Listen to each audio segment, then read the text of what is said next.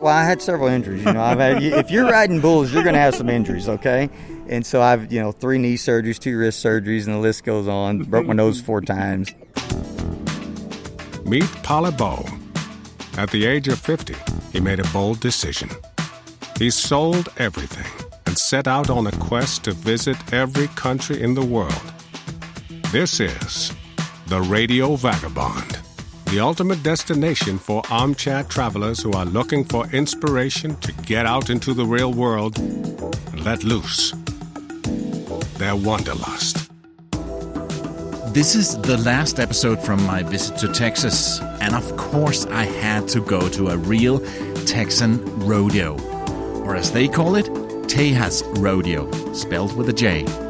So I left my house sit in Lockhart and drove to San Antonio, because just north of the city is where the whole thing happens every Saturday night.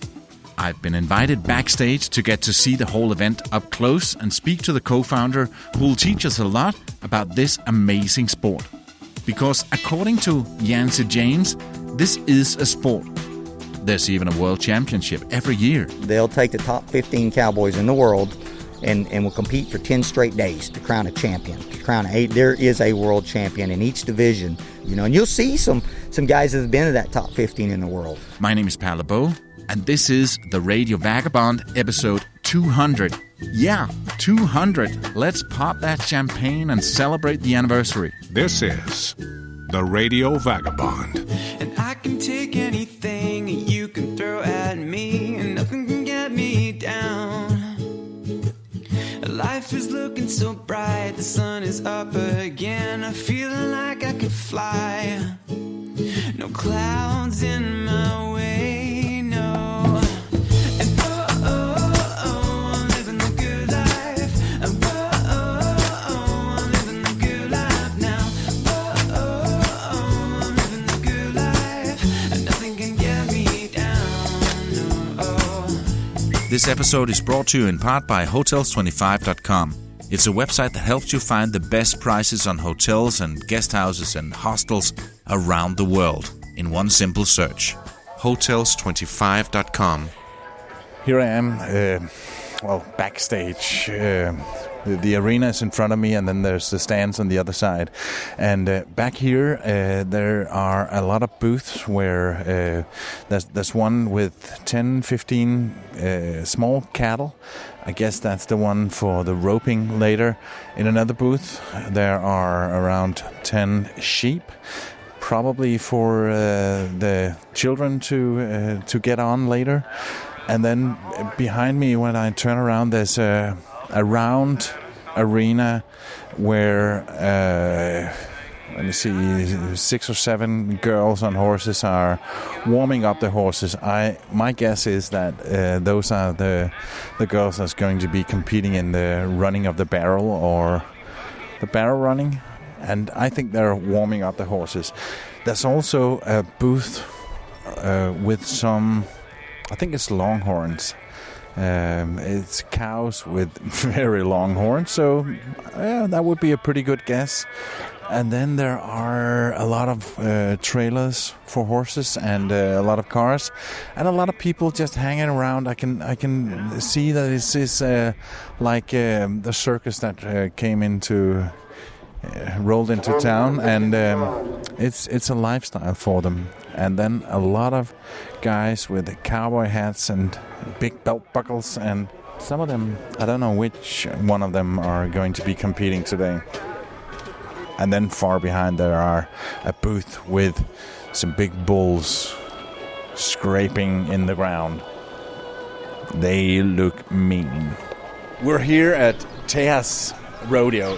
Am I saying that right? Yes, you're close. It's a Mexican way of saying Texas, right? Yeah. Some people call it that. Yeah, exactly. Okay. We go with it. We like it. It's Tejas Rodeo. Yeah. And Yancey, you and your partner started this place in 2005? Yes, sir. Well, our first rodeo was 2006 that we started, and it has evolved into this great place, great entertainment venue, you know. And I was just about to say we're in San Antonio, but actually we're outside of San Antonio. Yeah, exactly. We're 12 miles outside of the outskirts of San Antonio. We're about 21 miles to downtown San Antonio. So we're close enough, you know, to get here, but yet far enough out so you're a little bit in the country. Absolutely. So what's going to happen tonight? It's Saturday night, and every Saturday night you have this thing going on. Yeah, it's Saturday night. You know, it is an action-packed rodeo. It's full of entertainment just when you walk in the gate. Our gates open at 5:30, and there's vendors over there and barbecue and serving steaks, and you know you can go to our Tejas General store and get your merchandise, and there's a lot of activities going on. And then at 7:30, the rodeo starts off with a bang. Yes, at exactly 7:30 p.m., the whole thing starts with a bang.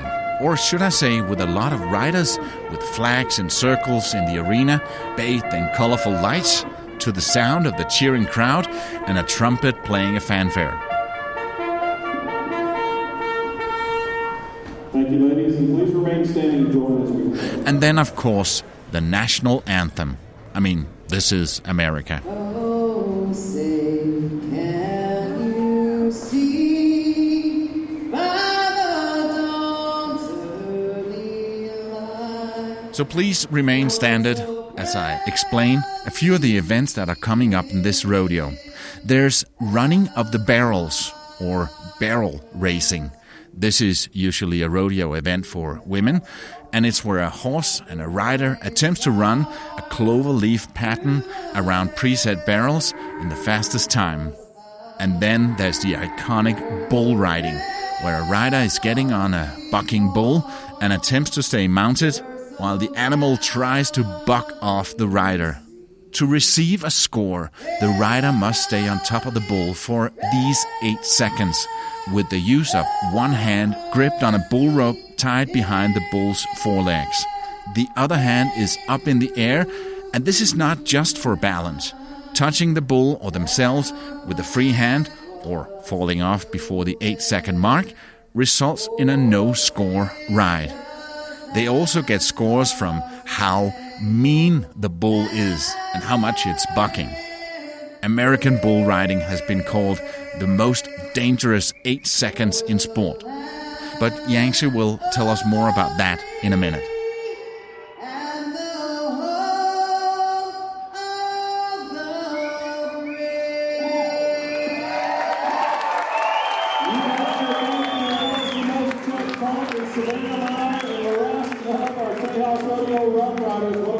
whole of the We started off with our color guard and our drill team, the pretty Texas flag, United States, all the flags, and give a little history of rodeo, and then we fall right into it, bucking some bulls, roping some cattle, running some barrels, and it's action-packed. You need to explain some of these terms. Some of these terms, yeah, I know. It gets a little crazy. What was the first one you said? Well, it's something you just almost got to put your eyes on. You got to think about it. This is cowboys and cowgirls, correct? Yeah. And this is how they make a living. This is their job. This is what they do day in and day out. They were somewhere last night. They'll be somewhere tomorrow.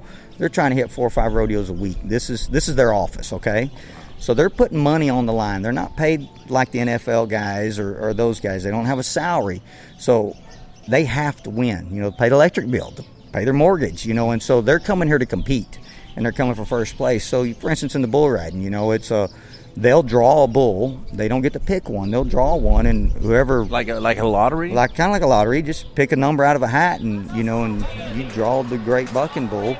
And so they'll do that. Try to draw a bull, and then whoever wins first walks away with all the money.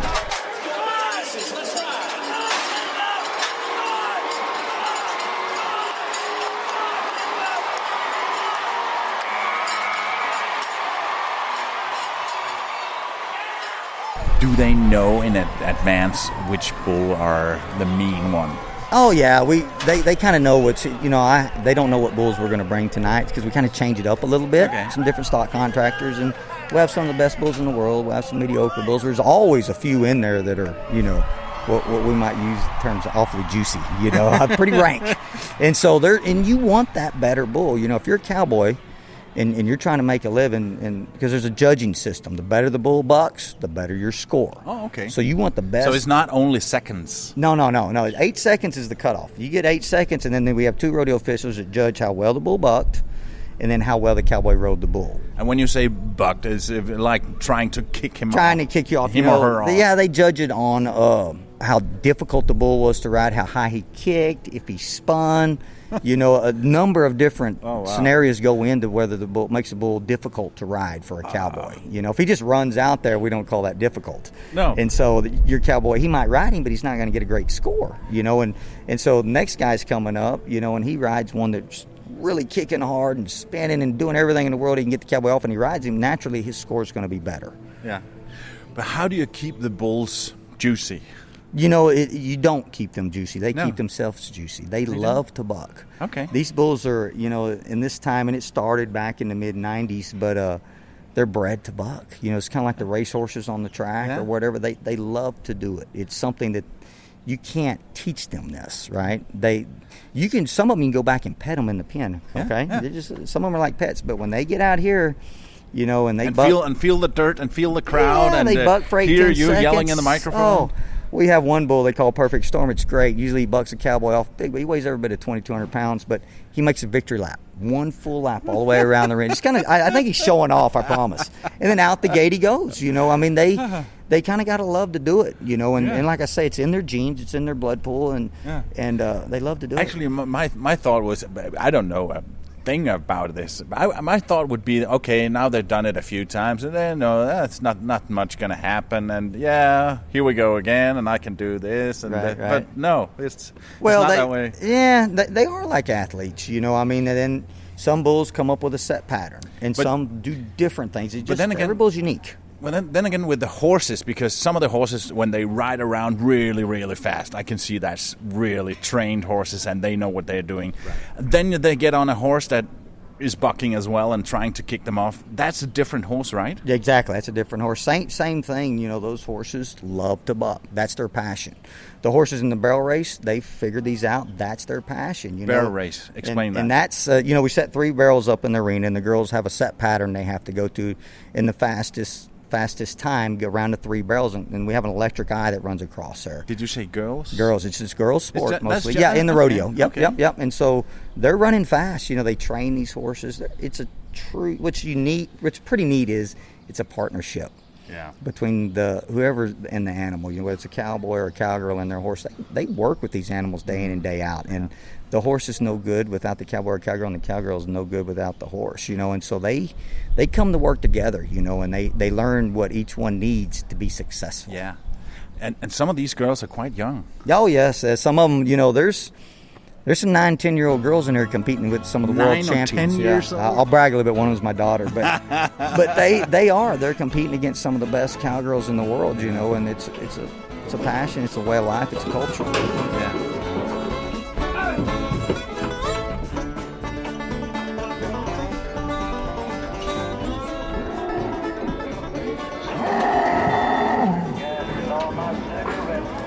A truck full of bulls have just arrived, and the first one that they let out was in a compartment for itself in the back of this truck, and now it's in a booth of its own right here in the back, and I think that's the mean one. It looks so mean.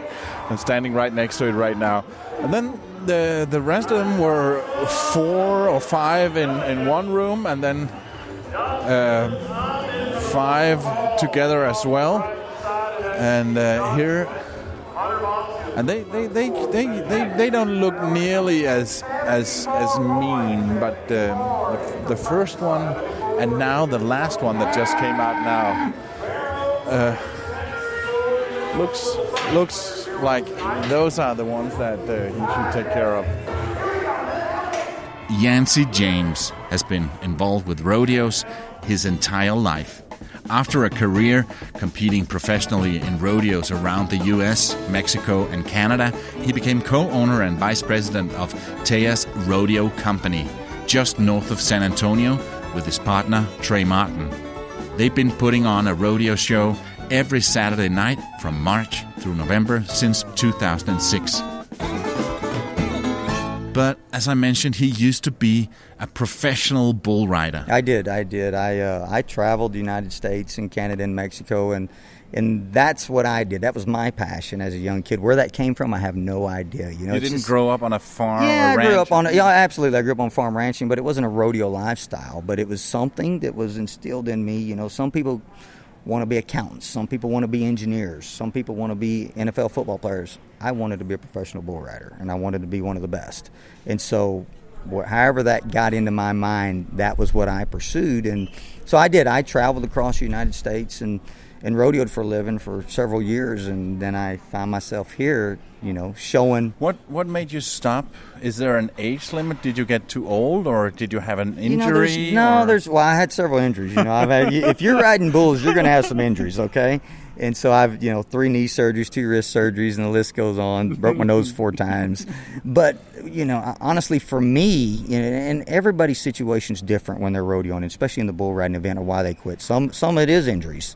Mine personally is I just, I'd done my time. I didn't want to get in the car anymore. I didn't want to jump on the plane anymore. I wanted to stay home, because you're on the road. You're trying to make a living, right? Yeah. So you're going to 4 to 5 different rodeos a week.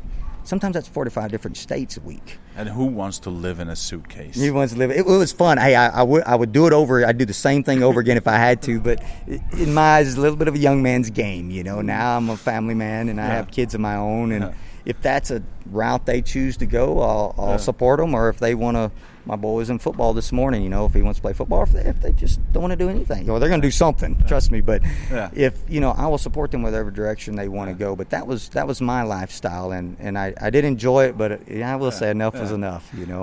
Our deal, the lifestyle of a rodeo cowboy or cowgirl is, you may ride at Calgary, Canada today, and then tomorrow you're in Minnesota, and then the next day you're in Salinas, California, and it's you're just moving a lot. You're trying to hit 100 rodeos. Yeah. And you're trying to, because everybody else is doing the same thing. Exactly. Everybody's trying to be the best of the best. Everybody's trying to win the money and make it to the big show. But I guess you get to become friends with the people you're competing with as well. Oh, absolutely. You got to think about it. So it's not necessarily that you are competing against other cowboys and cowgirls in a sense, but in all reality, it's you. Yeah. Especially if you're in the rough stock events, the bull riding, those sort of things. It's you against your animal. Your job is to get him rode and let everything else fall the way it falls. If you had a good bull, had a good day, you got a good score. Yeah. But you can only do so much. So you're not so much going toe to toe with somebody. No. But you create a bond and a friendship that's. And when some of the other guys that are doing a good job, you pat them on the back and say, "Oh wow, you were great tonight. I'll get you tomorrow." I've been in the situation where I was winning first place at a rodeo, and I jump over the fence to help my best bud and hope he wins first place. And so it is you're rooting for everybody. And that's just the lifestyle that we live. Yeah. 76.76. Cowgirls are showing up these boys tonight, I'm telling you. Apart from the grown-up cowboys and cowgirls, 5 years old. they're also putting on a thing for small kids. Oh, absolutely. It's we call it one of our fan favorites, and there's a couple of things that we do for the kids. It lets them get involved and be a part of it. And so we have what we call the mutton busting, and that's the kids 4 to 7 years of age. They have to weigh under 55 pounds for the sheep. We do it more for that, but it's their time to shine and be the little rodeo cowboys and cowgirls that they can be. So they get padded up with a helmet and a suit, and, absolutely. Then get on the back of a sheep. Yeah, on the back of the sheep, and just hang on to the wool, and the sheep kind of run around out there, and whichever kid hangs on the longest usually wins. Big trophy and everything, and it's a pretty neat. The mutton busting has grown as a sport itself. They have a world finals and these things, but we'll usually run 15 or 20 sheep riders here every Saturday night, and then we'll do a little calf scramble in the rodeo for little older kids, 12 and under. Mm-hmm. It allows the community and the tourists and the people to have their shot at a little Western culture. Yeah. They don't get on the back of a bull or a wild horse. They get padded up, put on a helmet, and placed on the back of a running sheep. I actually got to speak to the winner, 7-year-old Evan. Let me ask you, how old are you?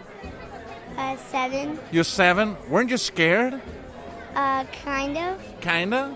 Whenever I was about to do it. Did you hang on for a long time, or did you fall off quickly? I was like going, but I fell off quickly. And it didn't hurt falling off? Not that bad. No, because it's kind of soft in there. Awesome. Thank you. You did good. Wow. That's going home on your wall, right? We'll be right back. Yes, sir. Hello, Radio Vagabond listeners. Hey, we are big Polybo fans. Ideally, we're all on our journey, just like Polly, to a life we design. Whether you have kids or an empty nester, we invite you to check out our podcast, The Open Nesters. Our unique podcast explores personal, intellectual, physical, sexual, and spiritual journeys of life as we reinvent ourselves at this stage of life we call Act 3. Palebo is an inspiring traveling nomad as this open nester, and you can hear him as we interview him on episode 10. And if you like to hear from others who are writing Act 3 of their lives, please join us every week for a new episode, which is available on every podcast platform and on theopennesters.com. I'm Amir. And I'm Tessa, and we'd love to have you with us on the journey. We feel certain it will also become yours. Visit theopennesters.com. Have you ever wondered what the places in this podcast actually look like? I have. So I started following the Radio Vagabond on Instagram simply by searching Radio Vagabond. Then there's roping, or calf roping. Here we have a calf and a rider on a horse. The goal is for the rider to catch the calf by throwing a loop of rope, a lasso, around its neck, jump off the horse, run to the calf, and restrain it by tying 3 legs together in as short a time as possible. Roping is probably one of the oldest of sports in rodeo, and I like to say it's where it began, but they're roping cattle right now as we speak on a ranch, okay? And so they do that in order to give them some medicine. It's usually cattle, smaller cattle, they get sick, right? Mm-hmm. And, you can imagine they're eat up with fever or whatever it is. And so in working pastures, it's a whole lot easier on these cattle to rope them, tie their legs together, and then give them some medicine, okay? We put it in arena format.